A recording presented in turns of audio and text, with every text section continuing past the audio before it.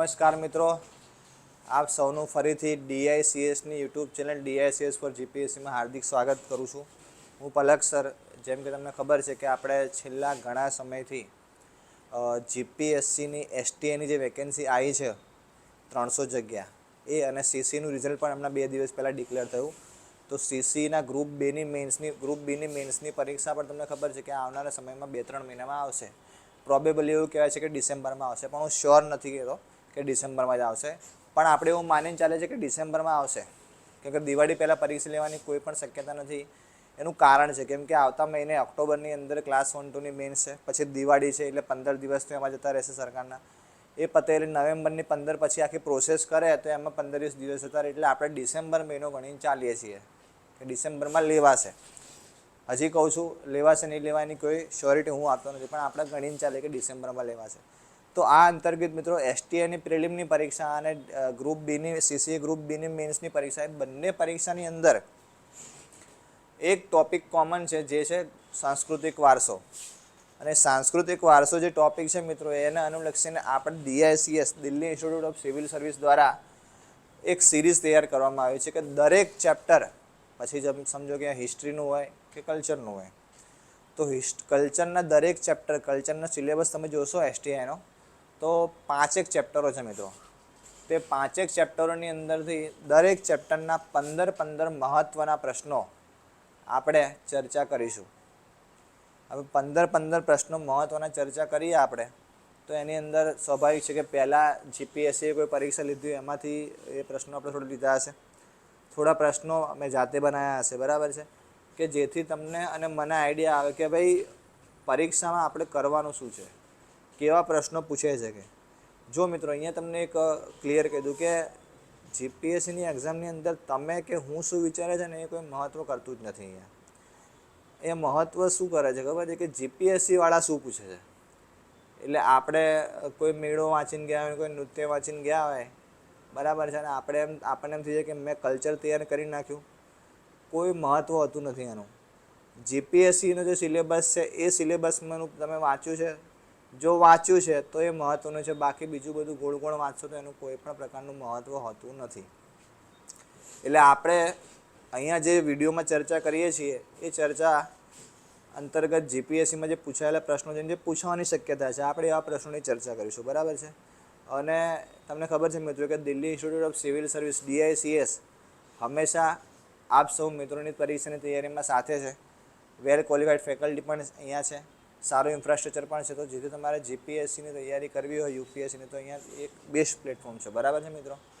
અને ડીઆઈસીએસ દ્વારા વિદ્યાર્થીઓના પરિણામની ચિંતાને લઈને જ આપણે દરેક ચેપ્ટરના 15 મહત્ત્વના એમસીક્યુ લઈને આવ્યા છીએ.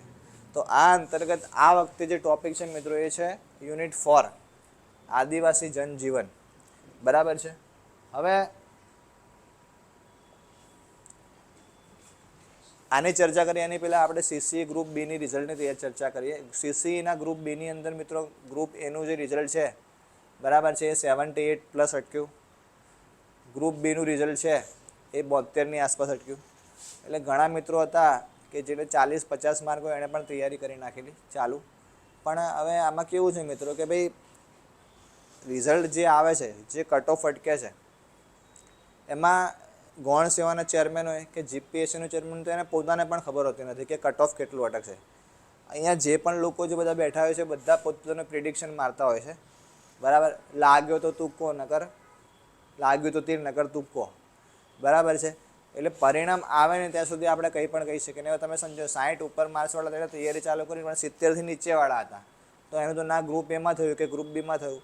તો હવે એ લોકો માટે નેક્સ્ટ ટાર્ગેટ શું? તો નેક્સ્ટ ટાર્ગેટ હવે એ લોકો માટે એસટીઆઈ હોઈ શકે અને ક્લાસ 1-2ની ભરતી જે ડિસેમ્બરમાં આવવાની છે, બરાબર. અને એની પરીક્ષા આવશે એપ્રિલમાં. તો એમાં પણ આ જ સિલેબસ છે, ચેપ્ટર 4 આદિવાસી જનજીવન, બરાબર છે. તો આ ચેપ્ટર જે છે, આજે આદિવાસી જનજીવન, એના મહત્ત્વના 15 પ્રશ્નો જે છે એ તમે શીખો, સાંભળો ધ્યાનથી અને સમજો કે આ પ્રશ્ન આ શું કહેવા માગે છે, બરાબર છે. આદિવાસી જનજીવન તમને કોઈ એક બુકમાં મળી રહેશે, પણ તમને એ પ્રશ્નો, જે પ્રશ્નો જીપીએસસી પૂછે છે, એ તમને બુકમાં નહીં મળે. હા, હવે એવું હોઈ શકે કે પ્રશ્નો પૂછ્યા જીપીએસસીએ છેલ્લા 5-6 વર્ષમાં, તો એ લોકોએ કન્ટેક્ટ એડ કર્યો હોય તો હવે નવી લેટેસ્ટ એડિશનમાં તમને મળી જાય કોઈ રેફરન્સ બુકમાં, પણ પહેલાં આવું નહોતું. બરાબર છે. તો શરૂ કરીએ આદિવાસી જનજીવન. હવે આદિવાસી જનજીવનની આપણે વાત કરીએ તો પહેલાં એ ખબર હોય છે કે આદિવાસી જે છે આપણી ટ્રાઇબ પ્રજા, આપણા મિત્રો, આદિવાસી મિત્રો, બરાબર છે, એ ગુજરાતમાં કેટલી કેટલી જગ્યાએ વસે છે, કેટલા તાલુકા છે, શું છે, કઈ રીતનું. બરાબર. તો મિત્રો આદિવાસી મિત્રો જે છે આપણા,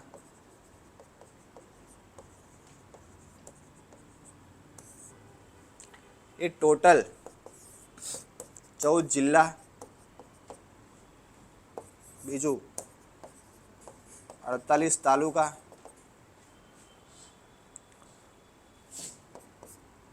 અને ત્રીજું ઉત્તર પૂર્વ ગુજરાતથી શરૂ કરીને દક્ષિણ ગુજરાત સુધી વસેલા છે આદિવાસી મિત્રો આપણા. બરાબર છે. થોડી વધારે ચર્ચા કરું તો સમજો કે આપણું ગુજરાતનો આ મેપ છે. અહીંયા ભારતથી ઉપર રાજસ્થાનથી આવે છે. અહીંયાથી તમે ચાલુ કરો આ પટ્ટો, તો અહીંયાથી લઈને આ બધો જ ભાગ, 14 જિલ્લાઓ, ડિસ્ટ્રિક્ટ, અહીંથી ચાલુ કરો તમે બનાસકાંઠા, પોશીના પટ્ટો કરીને એક જગ્યા છે,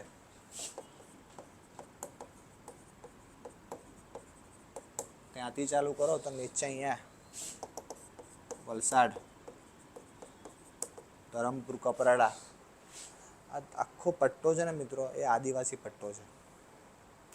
બરાબર છે મિત્રો. કેટલી વસ્તી છે આદિવાસીની ગુજરાતમાં? તો આદિવાસીની વસ્તી 14.28% છે.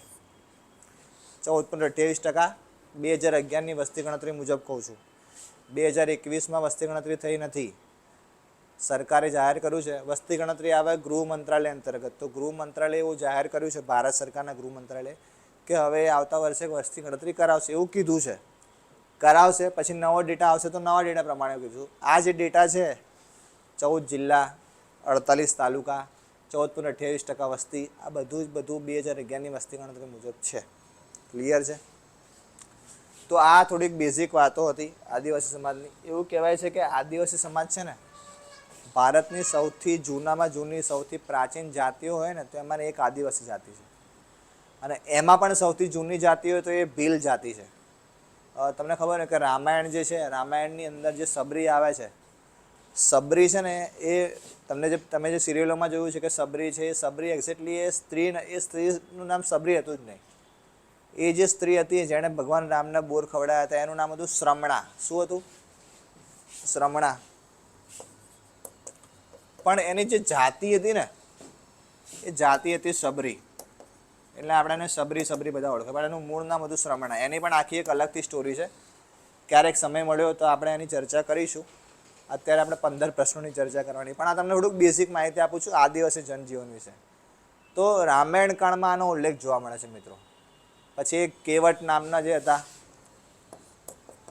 જેણે ભગવાન રામને નદી પાર કરાયેલી, એ પોતે ભીલ જાતિના હતા. તો ભીલ જાતિ એ પ્રાચીન, સૌથી પ્રાચીન આદિવાસી જાતિ છે જેનો ઉલ્લેખ રામાયણ કાળમાં મળે છે. અને ભારતની સૌથી પ્રાચીન જાતિઓમાં આદિવાસી જાતિ આવે છે, આદિવાસી જનજાતિ. બરાબર છે મિત્રો. તો આ થોડીક બેઝિક વાતો હતી. હવે આપણે ચેપ્ટર ઉપર આગળ આવીએ. આદિવાસી જનજીવન મતલબ આદિવાસી લોકો જે 14 જિલ્લામાં રહે છે, 48 તાલુકામાં રહે છે, તો એ લોકોનું જનજીવન શું છે? જનજીવનમાં શું આવી શકે? જનજીવનમાં નૃત્યો આવી શકે, આદિવાસી નૃત્યો, આદિવાસી મેળાઓ આવી શકે, આદિવાસી પોશાક આવી શકે, પહેરવેશ તમે કહી શકો એને, ઘરેણાં હોય તો એ આવી શકે.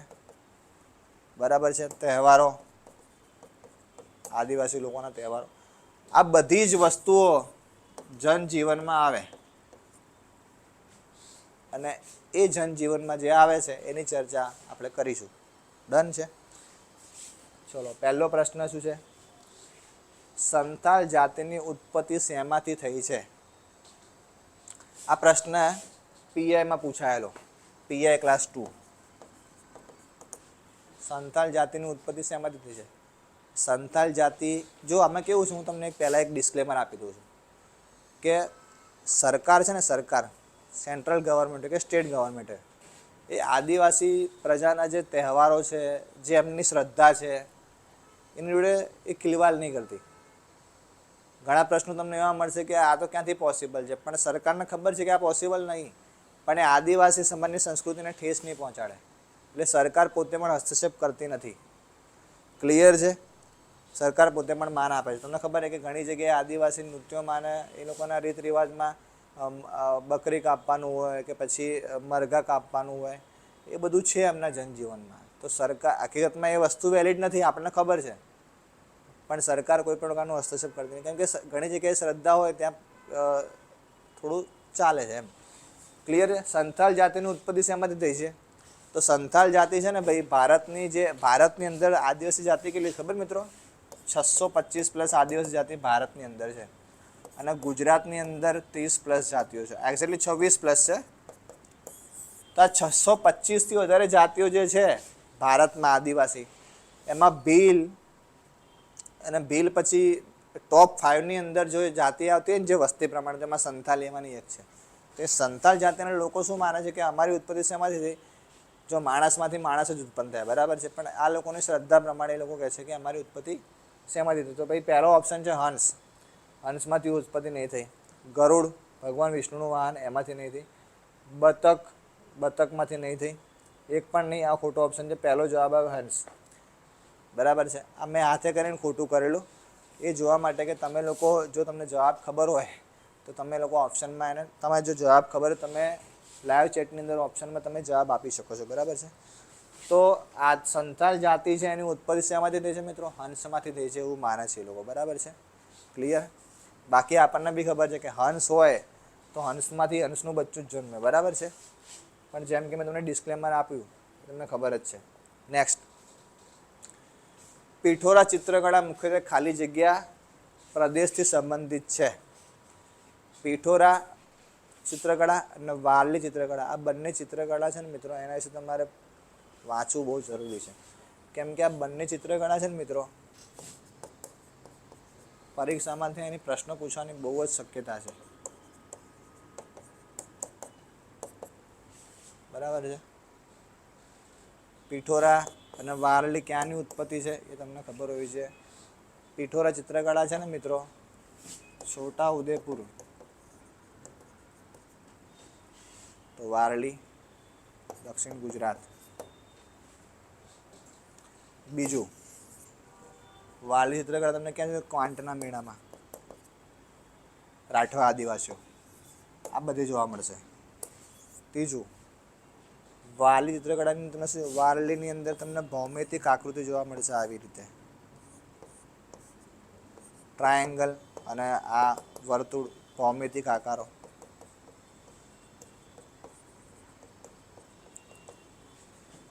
પિઠોરાની અંદર પિઠોરા દેવ દોરે. પિઠોરા દેવ કેવા હોય તમને બહુ આવા હશે.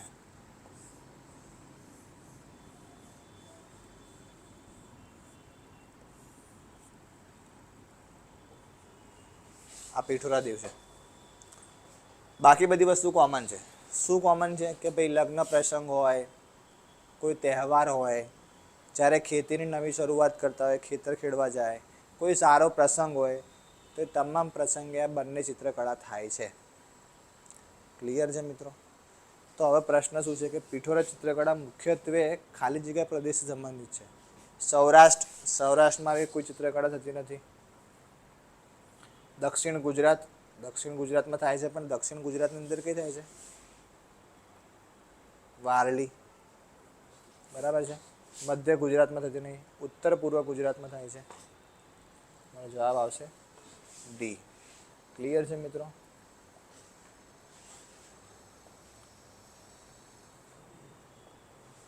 આદિવાસીઓ કંઠ પર પટ્ટા જેવી માળા પહેરે તેને શું કહે છે? હવે જો મિત્રો, આદિવાસી મિત્રો છે ને, એના પહેરવેશ આખો અલગ છે. પહેરવેશ અલગ છે મિત્રો, એટલે એ લોકો એ વસ્તુને પણ અલગ અલગ નામ આપે છે. તમને કીધું ને કે આદિવાસી સંસ્કૃતિ આખી અલગ જ છે. તમને એમાં નીત નવા રંગરૂપો, તમે આદિવાસીના ગીતો સાંભળ્યા હશે, ટીમલી ગીતો કહેવાય, ટીમલી. બરાબર છે. એના ગીતોમાં કંઈક અલગ જ તમને મજા આવે એમ સાંભળવાની. એમ કે લય તાલ બધું હોય, બરાબર છે. તો આદિવાસીઓ કંઠ પર પટ્ટા જેવી જે માળા પહેરે તેને શું કહે છે? સારણો. સારણો શું છે ખબર મિત્રો? આપણે ગુજરાતમાં જે મહિલાઓ જે શું કહેવાય ચણિયા ચોળી પહેરે ને, બરાબર છે, એને એ લોકો શું કહે? સારણો કહે. શું કહે? સારણો. બરાબર. એટલે આ તો ના આવે. હિરકલી. હિરકલી શું છે? હિરકલી છે ને મિત્રો એ એક પ્રકારનું ઘાસ છે. હિરકલી એક પ્રકારનું ઘાસ છે, જેમ કે બન્ની ઘાસ કચ્છમાં ઉગે છે, બરાબર છે. પછી તરાઈનું મેદાન ઉત્તર ભારતમાં આવ્યું, હિમાચલનો આખો પટ્ટો કાશ્મીરવાળો, જે તરાઈનું તમને ખબર, તરાઈનું પહેલું યુદ્ધ થયું હતું 1191માં પૃથ્વીરાજ અને મોહમ્મદ ગઝની વચ્ચે, બરાબર છે. પછી 1192માં બીજી વાર થયેલું પૃથ્વીરાજ અને ગઝની વચ્ચે, તો તરાઈનું યુદ્ધ થયું હતું. તરાઈની અંદર જે યુદ્ધ થયું હતું એનું નામ તરાઈ કેમ પડ્યું ખબર છે? એ મેદાનનું નામ તરાઈ છે. તરાઈ કેમ છે ખબર છે નામ? એ એટલા માટે છે કેમ કે ત્યાં છે ને મિત્રો 6-6, 7-7, 8-8 ફૂટના ઊંચા ઘાસ ઉગે છે મેદાનમાં, એટલે એને તરાઈનું ઘાસ, એ ઘાસનું નામ જ તરાઈ છે. અને એ ઘાસ જે જગ્યાએ ઉગે છે એ મેદાનને કહે છે તરાઈનું મેદાન. હવે આની ખાસિયત શું ખબર? કે સમજો 8-8 ફૂટનું ઊંચું ઘાસ છે, તમે યુદ્ધ કરવા ગયા તરાઈના મેદાનમાં, તમારી હાઈટ હોય 5, 5.5 તો મેક્સિમમ હોય, કોઈ રેર હશે કે જે 6 ફૂટની ઉપર હશે. હવે તમારી સામે તમારો દુશ્મન ઊભો છે, બરાબર છે, થોડે દૂર ઊભો છે, મતલબ 1-8 ફૂટ દૂર, પણ હવે ઘાસ એટલું ઊંચું હોય 8-8 ફૂટનું કે તમને ખબર જ ના પડે કે તમારાથી 1 ફૂટ દૂર તમારો દુશ્મન ઊભો છે. હવે તમને ખબર જ નહીં કે સામે કોણ ઊભું છે, કે દેખાય જ નહીં, દેખાય ખાલી ઘાસ. હવે એવી જગ્યાએ યુદ્ધ કરીને જીતવું એટલે બહુ મોટી વાત છે મિત્રો. અને એવા જગ્યાએ યુદ્ધ કરીને પૃથ્વીરાજ ચૌહાણે મોહમ્મદ ગઝનીને હરાયેલો 1191માં તરાઈના યુદ્ધમાં. તો તરાઈનું એક ઘાસ હોય છે, એક ઘાસ બન્ની ઘાસ. એવી જ રીતે હિરકલી બી એક ઘાસ છે. આ જે ઘાસમાંથી જે ઘરેણાં બને, ઓર્નામેન્ટ્સ, એ આપણો આદિવાસી સમાજની મહિલાઓ અને પુરુષો પહેરતા હોય છે. એટલે હિરકલી પણ જવાબ ના આવે. ગોવેણ. હા, ગોવેણ જવાબ આવે. કંઠ ઉપર પટ્ટા પર, આ કંઠ હોય ગળું, એના પર પટ્ટા જેવી જે માળા પહેરે ને એને કહેવાય છે ગોવેણ. અને કામડિયા. કામડિયા શું છે મિત્રો? ભરવાડ સમાજની સ્ત્રીઓ છે જે કપડાં પહેરે છે ને, ચણિયો, એને કહેવાય કામડિયા. કામડિયા ટાંગ. આ ના આવે. એમ ભરવાડ સમાજનું કીધું હોત ને કે ભરવાડ સમાજની સ્ત્રીઓ જે ચણિયો પહેરે છે એને શું કહેવાય, તો અહીંયા કામડિયા આવતો. પણ અહીંયા સવાલ આદિવાસી જાતિનો છે, બરાબર છે. એટલે જવાબ હશે ગોવેણ. સી જવાબ આવશે, બરાબર છે મિત્રો. આઈ હોપ કે તમને મજા આવી રહી હશે. નેક્સ્ટ, આદિવાસી લોકો વર્ષા ઋતુમાં જંગલમાં નવું ઘાસ ઉગે ત્યારે તેની ખુશીમાં કયો તહેવાર ઉજવે છે? બરાબર. ઓપ્શન છે ઉંદરિયો દેવ, નંદુરિયો દેવ, બંને કે એક પણ નહીં. ઓકે, ઉંદરિયો અને નંદુરિયો દેવ બંને આદિવાસી તહેવાર જ છે. આ પહેલી વાત. ઉંદરિયો દેવ ક્યારે ઉજવાય તમને એ કહી દઉં. અહીંયા પ્રશ્ન સમજો કે ઘાસ ઉગે ત્યારે. હવે શું છે ખબર આવે મિત્રો, કે ઉંદરિયો દેવ ક્યારે ઉગે ખબર? જ્યારે આદિવાસી જિલ્લાની અંદર અથવા આદિવાસી જે સમુદાય છે આપણો, એ લોકો ખેતી કરતા હોય તો એમના ખેતરમાં પાક થઈ જાય, બરાબર. પાક થઈ ગયા પછી શું કરે કે એ પાક રેડી થઈ ગયો એટલે એને લણણી કરવાની હોય. લણણી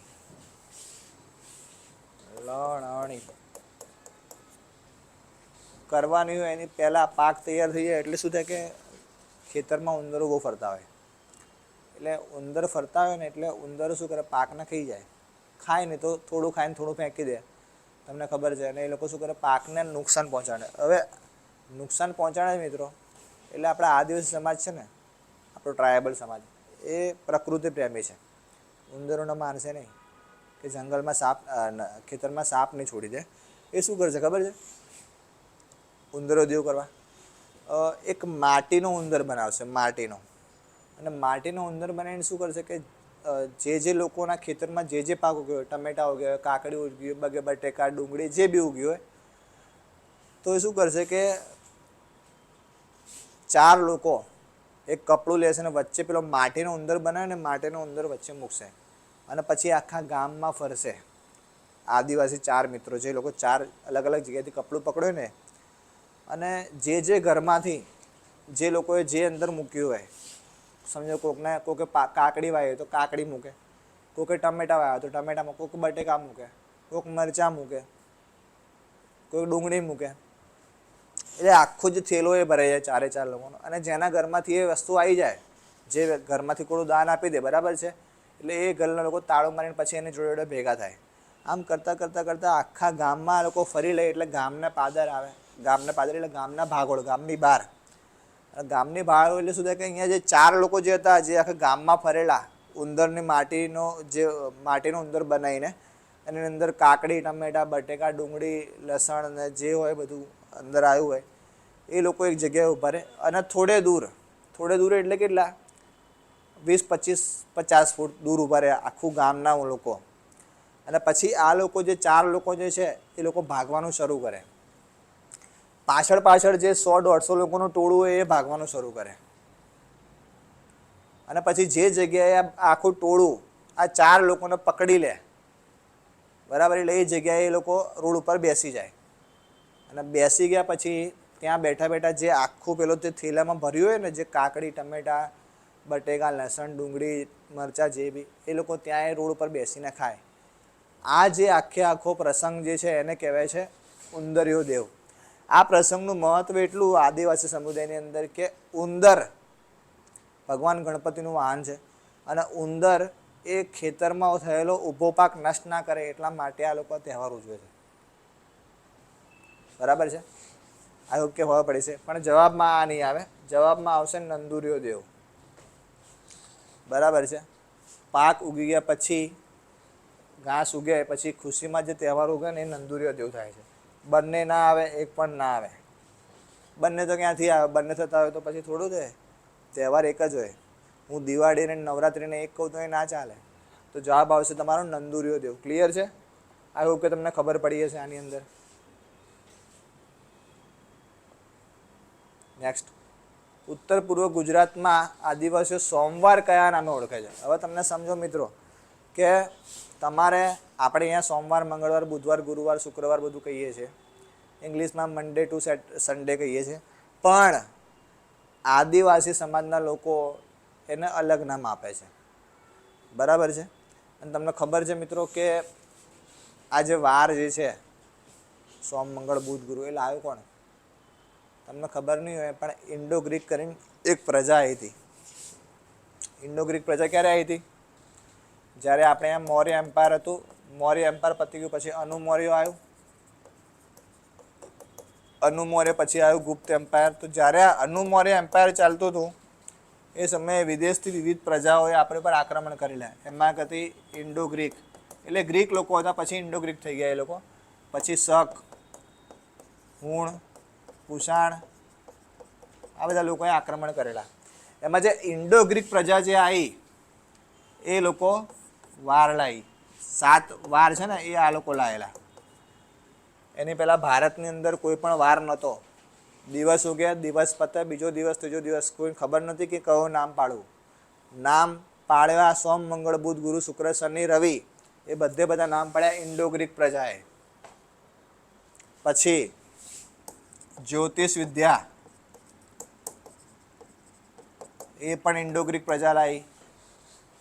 જ્યોતિષ વિદ્યા ઇન્ડો ગ્રીક પ્રજા લાવી. હો મિત્રો, તમને ભલે ટીવી સિરિયલોમાં બધું બતાવતા હોય કે આપણા 5-5 વર્ષ જૂના, કશું જ નહોતું. ટીવીમાં તો છે ને છૂટછાટ લે, કલા છે એટલે. અને બટેકા, કે બટેકાનું શાક આપણા ઘરમાં અઠવાડિયામાં 4 દી બનતું હોય ને, એ બટેકાની વાત કરું છું. એ પોર્ટુગીઝો લાવ્યા. પોર્ટુગીઝ આવ્યો 1498માં વાસ્કો દ ગામા. એનો મતલબ 1498ની પહેલાં ભારતમાં બટેકા નામનું કોઈ કંદમૂળ હતું જ નહીં. ફેક્ટ છે. ટીવીમાં તમે ભલે ગમે તે જોતા હોય, પણ વાસ્તવિક સ્થિતિ આ છે. બરાબર છે? એટલે થોડું પોતાનું દિમાગ વાપરવું. બરાબર? તો આ જે 7 વાર જે છે એમાં સોમવાર, એ સોમવારને કયા નામે ઓળખે છે આદિવાસીઓ? એ પ્રશ્ન છે. બરાબર છે? તો દેવગાડીઓ છે ને ભાઈ, એને ગુરુવાર કહેવાય છે. એટલે ગુરુવાર છે, એટલે આ જવાબ નહીં આવે. વાલપર્યો આ શુક્રવારને કહેવાય. ઈતવાર આ રવિવારને કહેવાય. રા પચોર્યો આ તમારો જવાબ આવશે. તો તો આદિવાસી સમાજના લોકો જે છે એ લોકો સોમવારને શું કહેશે? રા પચોરીઓ. મંગળવારને તમારે શોધવાનો, બુધવારને તમારે શોધવાનો, ગુરુવારને આ તમારે શોધવાનું. એટલે એવું મતલબ એવું નહીં કે મને નહીં ખબર, મને ખબર છે, પણ હું તમને હોમવર્ક આપું છું. બાકી લખવા ખાતે હું 7 એ 7 નામ લખી શકું છું. ગુરુવારને દેવગાડીઓ કહેશે, શુક્રવારને વાલપરીઓ, શનિવાર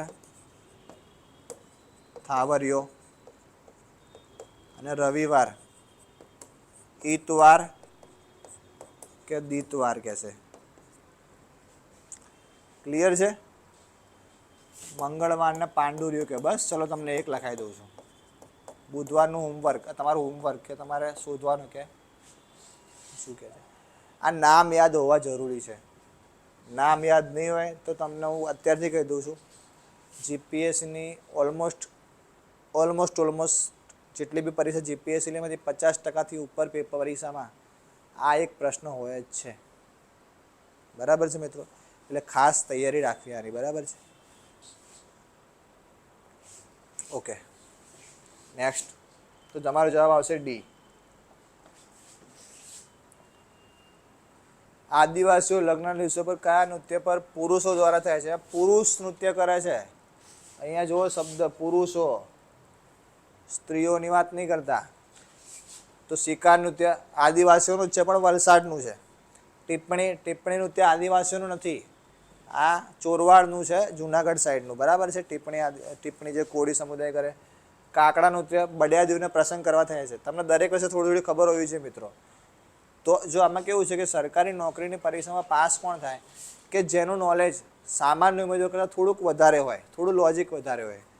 બરાબર? તમારે દરેક થોડીક ખબર, તમને આઈડિયા આવી જાય. ચોથું આંબલી ગોધો. તમારો જવાબ હશે આંબલી ગોધો. ક્લિયર છે મિત્રો? નેક્સ્ટ આગળ વધીએ. કયા આદિવાસી મેળામાં રાઠવા આદિવાસીઓ પીઠોરા દેવનું ચિત્રણ કરે છે? પીઠોરા દેવ છે ને ભાઈ, તમને મેં હમણાં દોરીને બતાવ્યો તો, ફરીથી ડ્રો કરી દઉં છું.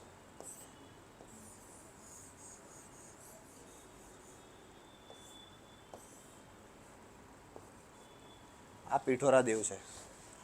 આપણે અહીંયા લગ્ન પ્રસંગમાં ગણપતિ દાદાનું સ્થાપન કરીએ. ગણપતિ દાદાથી શરૂઆત થાય કોઈ પણ માંગલિક કાર્યની. આદિવાસી સમુદાયમાં પીઠોરા દેવ એમના મુખ્ય દેવ છે. ક્લિયર છે? પીઠોરા દોરવા જે વ્યક્તિ આવે એને કહેવાય ચિતારા. ચિતારા.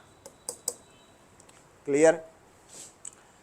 પહેલું છે ગોળ ગધેડાનો મેળો. આ ગોળ ગધેડાનો મેળો છે ને મિત્રો, એમાં શું છે તમને ખબર ને કે ગોળ ગધેડાના મેળાની અંદર પહેલાંના સમયની વાત છે. હવે આ બધી સિસ્ટમ નહીં રહી, કેમ કે આદિવાસી સમાજ બી હવે ભણેલો ગણેલો થઈ ગયો છે. બરાબર છે? એટલે ગોળ ગધેડામાં શું હોય કે પહેલાંના જમાનામાં કેવું હતું કે કોઈ આદિવાસી છોકરો છે, એને કોઈ આદિવાસી છોકરી ગમે છે, સમજો એવું માનીને ચાલીએ આપણે. તો ગોળ ગધેડાનો મેળો થાય એ વખતે ગામની વચ્ચોવચ્ચ મેળો ગોળ જે દિવસે મેળો હોય છે, ગામની વચ્ચોવચ્ચ જે જગ્યાએ મેળો હોય એ જગ્યાએ વચ્ચોવચ્ચ એક 20-25 ફૂટનો લાકડાનો થંભ મૂકે. અને 20-25 ફૂટ ઉપરના જે થંભ હોય ને એની ઉપર ગોળની પોટલી, ગોળ ખાંડ મોરસ આપણે જે કહીએ ને શેરડીમાંથી ગોળ બને, તો એ ગોળ જે છે એની પોટલી ઉપર મૂકે, 25 ફૂટ ઉપર લટકાયેલી હોય પેલા થંભની ઉપર. અને એ થાંભલાની નીચે 8-10 છોકરીઓ લાકડી લઈને ઊભી હોય અને ચેલેન્જ મારવામાં આવે કે જે છોકરો આ 20 ફૂટ ઉપરનો થાંભલો ચડી જશે અને પેલી ગોળની પોટલી ઉતારી દેશે તો એ છોકરાને એની મનપસંદ છોકરી ગામમાં જે એને ગમતી હશે એને એ કહેશે કે મને આ ગમે, તો એના મા બાપ રાજી ખુશીથી એના લગ્ન એની જોડે કરી દેશે. પહેલાં કીધું આ પ્રથા પહેલાં હતી, હવે નથી રહી. બરાબર છે? એટલે ગામમાં કોઈ છોકરાને કોઈ છોકરી ગમતી હોય તો એ શું કરશે? ડેરિંગ કરીને જશે ને જો એ ચડી જાય 20 ફૂટ ઉપર થાંભલા ઉપર, પેલી ગોળની પોટલી તોડીને ગોળ ખાઈ લે તો એને એની મનગમતી છોકરી જોડે લગ્ન કરવા મળતા હતા. બરાબર છે? તો એ ગોળ ગધેડાનો મેળો એ છે. બરાબર છે? તો એમાં પીઠોરા દેવનું ચિત્રણ થતું નથી, મેળો આખો અલગ જ છે. એટલે આ તમારો જવાબ નહીં આવે. ગાય ગુવાહાટીનો મેળો. આ ગાય ગુવાહાટીના મેળામાં મિત્રો શું હોય છે ખબર તમને? કે ગાય આપણી માતાને કહે છે કે 33 કરોડ દેવી દેવતાઓ એને છે, 33 કોટીના દેવતાઓ એનામાં વાસ કરે છે, બરાબર છે. અને તો ગાયની પૂજા કરે અને પછી પૂજા કરીને જે લોકો હોય એના જે મતલબ જેના પાળતા હોય એ લોકો શું કરે, સૂઈ જાય અને પછી એની ઉપરથી ગાયો દોડે. પણ શ્રદ્ધાનો વિષય હોય એટલે એ લોકોને બહુ વાગતું નહીં હોતું, બરાબર છે, બહુ અસર થતી નથી, બરાબર છે. તો ગાયને સજાવે ને એ બધું હોય તો એમાં તો આ પણ ના આવે. ચૂલનો મેળો. ચૂલના મેળામાં શું છે મિત્રો ખબર તમને? કે ચૂલના મેળાની અંદર જનરલી હોળીમાં થતો હોય, હોળી ધૂળેટી થતો હોય છે અને મોસ્ટ ઓફ આદિવાસી જિલ્લામાં વધારે થતો હોય, એટલે ઉત્તર પૂર્વ ગુજરાતથી દક્ષિણ ગુજરાત.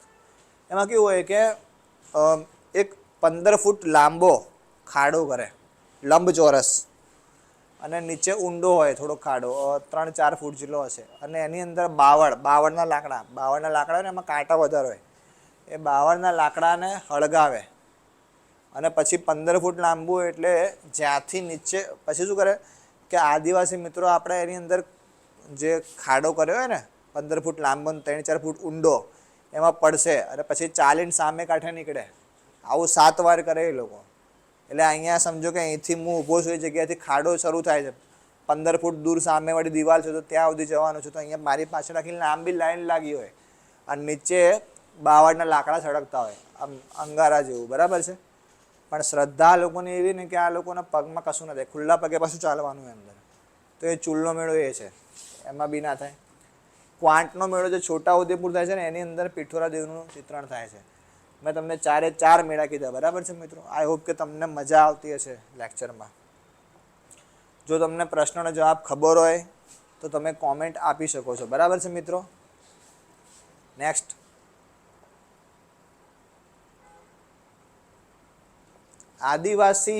આદિવાસીઓમાં હોળી નૃત્ય પ્રસંગે અને સમૂહ નૃત્ય પ્રસંગે જે ઘૂઘરા વગાડે છે એ કયા નામે ઓળખાય છે?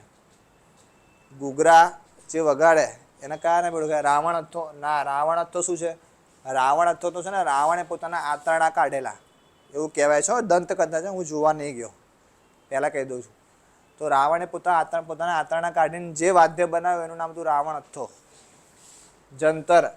જંતર તો ભગવાન શંકરનું વાદ્ય છે.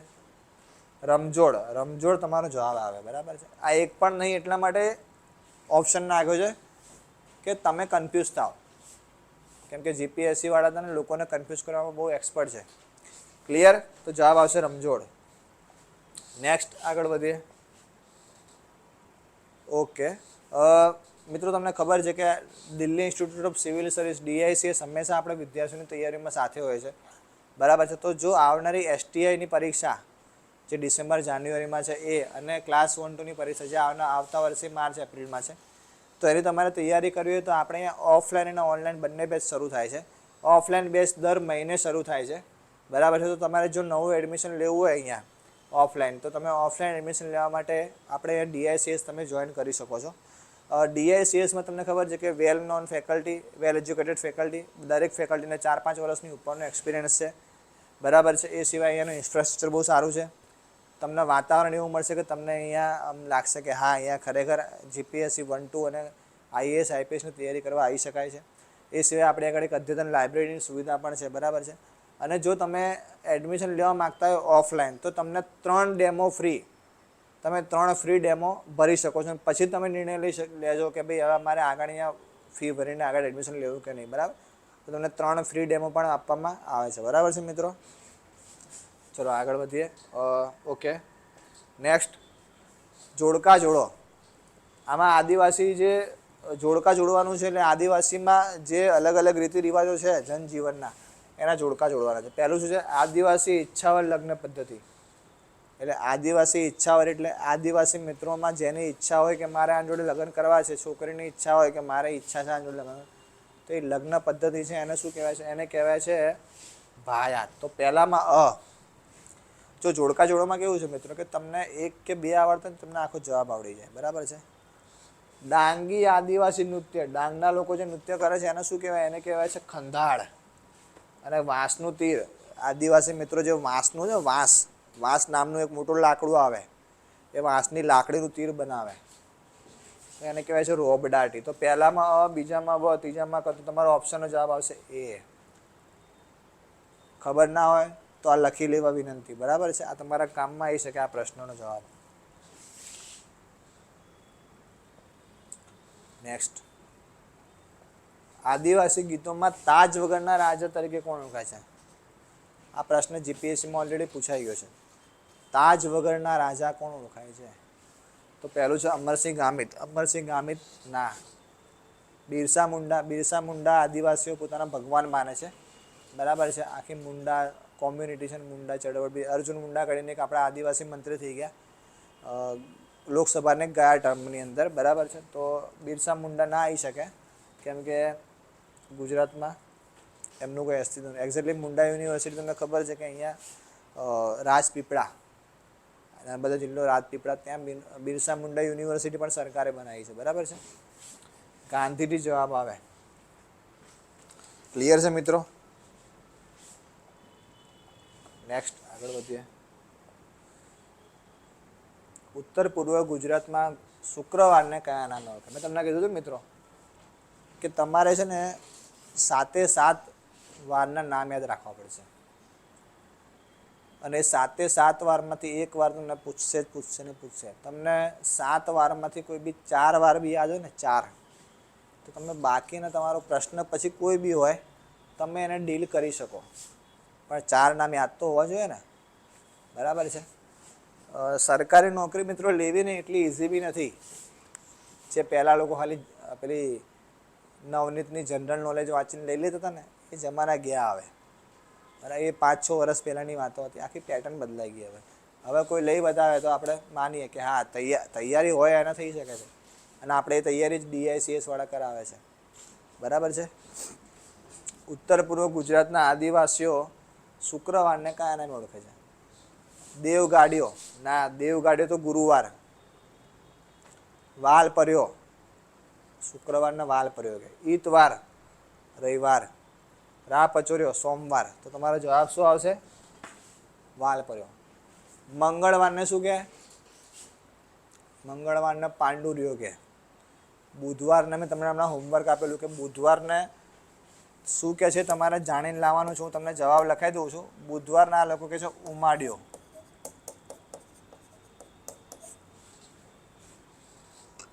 ક્લિયર? તમારું આ હોમવર્ક મેં લખી આપ્યું, બરાબર છે. નેક્સ્ટ, આઈ હોપ કે તમને ખબર પડતી હશે મિત્રો. ગુજરાતના આદિવાસીઓમાં ઢાપુ શબ્દ શાના માટે વપરાય છે? ઢાપુ. ઢાપુ શબ્દ શાના માટે વપરાય ખબર? તમે એમ કહો ઘરે જઈને કે મમ્મી હું મંદિરે જઉં છું, કે પપ્પા હું મંદિરે જઉં છું, તો આપણે એમ કહીએ ને કે હું મંદિરે જઉં છું. આદિવાસી લોકો એમ ના કે હું મંદિરે જઉં છું. આદિવાસી લોકો શું કહે છે? હું ઢાપુ જઈને આવું. ક્યાં જઈને આવું? ઢાપુ. તો આનો જવાબ શું આવશે? મંદિર. મેળાને થોડો ઢાપુ કે. મેળાને તો મેળો જ કહેવાના ને, નૃત્યને નૃત્ય જ કહેવાના, ચિત્રને ચિત્ર જ કહેવાના. એમ કે હું ઢાપુ દોરું છું. મંદિર જવાબ આવે, બરાબર છે મિત્રો. નેક્સ્ટ. ઓકે મિત્રો, જેમ કે મેં હમણાં તમને વાત કરી કે DICS દ્વારા ઓફલાઈન અને ઓનલાઈન બંને બેચો ચાલે છે. તો ઓફલાઈન એડમિશન તમારે લેવું તો તમે ગુજરાતની અંદર DICSની કુલ 4 સંસ્થાઓ છે: અમદાવાદ, ગાંધીનગર, સુરત અને વડોદરા. ફરીથી બોલું છું, અમદાવાદ, ગાંધીનગર, સુરત અને વડોદરા. તો જો તમારે આ 4માંથી કોઈ પણ જગ્યાએ બ્રાન્ચમાં એડમિશન લેવું હોય, કોઈ પણ બ્રાન્ચમાં, તમે ઓફલાઈન એડમિશન લઈ શકો છો. પણ તમે ઓફલાઈન એડમિશન લેવા સક્ષમ નથી, કે સમજો કે તમે કોઈ નોકરિયાત વર્ગ છો માં આવો છો, અથવા ઘરની ગૃહિણી છો, અથવા કોઈ સ્ટુડન્ટ છે જે કોલેજમાં જાય છે અને પછી ઘરે આવીને તૈયારી કરવા માગે છે, વર્કિંગ વુમન છે, તો એવા લોકો માટે આપણે ઓનલાઈન બેચની પણ સુવિધા કરી છે, બરાબર છે. અને ઓનલાઈન બેચની અંદર તમારે એડમિશન લેવું હોય તો તમારે ઓફલાઈનની જેમ અહીંયા સેન્ટર પર આવવાની જરૂર નથી. તમે ઓનલાઈન એડમિશન લઈ શકો છો. અને ઓનલાઈન એડમિશન તમે લેશો તો એનો ફાયદો એ છે કે તમે ઘરે બેસીને તૈયારી કરી શકો. બીજું કે તમે ઓનલાઈન મેન્ટરશીપ પણ તમને આપવામાં આવશે. તો તમે તમારા ઘરે બેઠા હોય ને તમને ઝૂમ મિટિંગ ઉપરથી ઓનલાઈન આપણે ઝૂમ મિટિંગમાં ઓનલાઈન તમને મેન્ટરશીપ આપી દઈશું. એટલે તમારા પ્રશ્નોનું નિરાકરણ પણ તમારે ત્યાં થઈ જશે. હવે આમાં તમને ફાયદો શું છે કે જો અત્યારે અમારે ત્યાં એક સ્કીમ ચાલી રહી છે, એક ઓફર ચાલી રહી છે. ઓફર એ છે કે જો તમે ઓનલાઈન એડમિશન લેશો તો તમને ફ્લેટ 15% 15% ડિસ્કાઉન્ટ આપવામાં આવશે. અહીંયા તમને એક કોડ દેખાય છે મિત્રો, પલક 15 કરીને આ એક કોડ છે. જો તમે ઓનલાઈન એડમિશન લેવા માગતા હોય અને પલક 15 કોડ તમે અંદર નાખશો, પલક 15 કોડનો તમે યુઝ કરીને એડમિશન લેશો તો તમારે 15% ડિસ્કાઉન્ટ ઓન ધ સ્પોટ આપવામાં આવશે. બરાબર છે મિત્રો? તો ખોટનો સોદો તો નથી જ. બરાબર છે? પલક 15 કોડ યાદ રાખો. બરાબર છે? નેક્સ્ટ, જોડકા જોડો. આદિવાસી સમાજની વિવિધ દેવીઓ, તો એ દેવીઓના બીજા નામ શું છે? તમને એના વિશે પ્રશ્ન પૂછે. આમાં સિંગલ પ્રશ્ન બી પૂછાઈ શકે. અને જોડકા જોડોમાં એટલા માટે લીધું કે એક જોડે 3 નામ આવી જાય, એટલે આપણે એ રીતે લીધું છે. બરાબર છે? તો પહેલો પ્રશ્ન છે કુંતા માતા. કુંતા માતા કોણ હતા? પાંડવોના માતા. બરાબર? પાંડવોના જે 5 પાંડવોની મમ્મી હતી કુંતા માતા. બરાબર છે? એ લોકો આદિવાસી સમાજ એ કુંતા માતાને પોતાની દેવી તરીકે ઓળખે છે. બરાબર છે? પૂજે છે એમને.